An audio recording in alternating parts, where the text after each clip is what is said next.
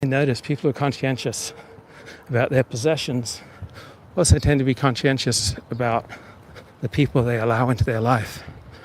Right? One ill-advised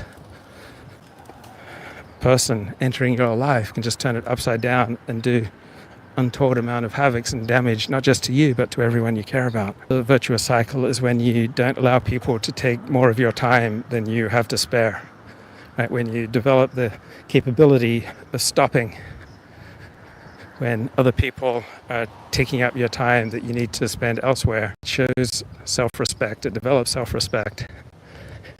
And then you feel higher morale, you have more of a sense of self-efficacy, your ability to get things done, to follow your values and your goals.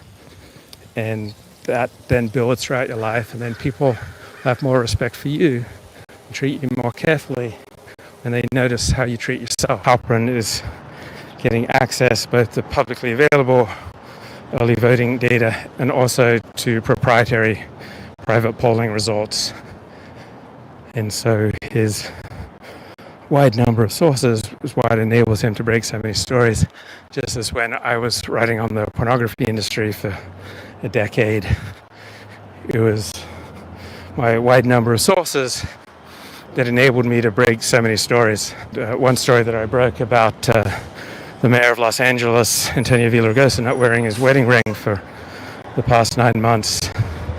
That was equally available to other reporters covering the mayor of Los Angeles, but they found the story too distasteful. It was the first Latino mayor of Los Angeles in about 100 years, and they didn't want to report on something so tabloid, so salacious. It was an ugly part of life that their careful critical discourse predisposed them to avoid. And it was only when I published it on my blog and I get him to address it, he denied it, he lied, and then more and more evidence came in. Eventually he admitted that he was lying and he'd been carrying on an affair with a TV newsreader on Telemundo. And Antonio Villaraigosa's political career never recovered from my blog post.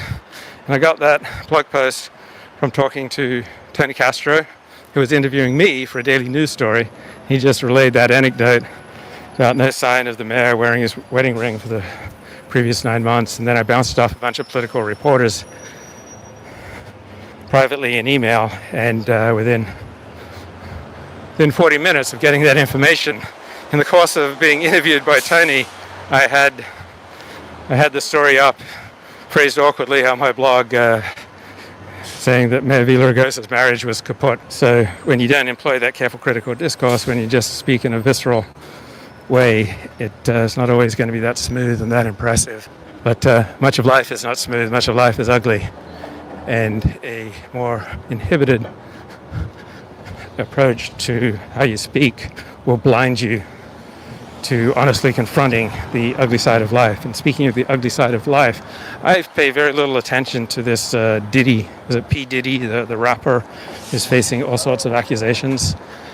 And I paid little attention to the story, but I just started reading about it yesterday. And apparently his behavior was enabled by dozens of other people.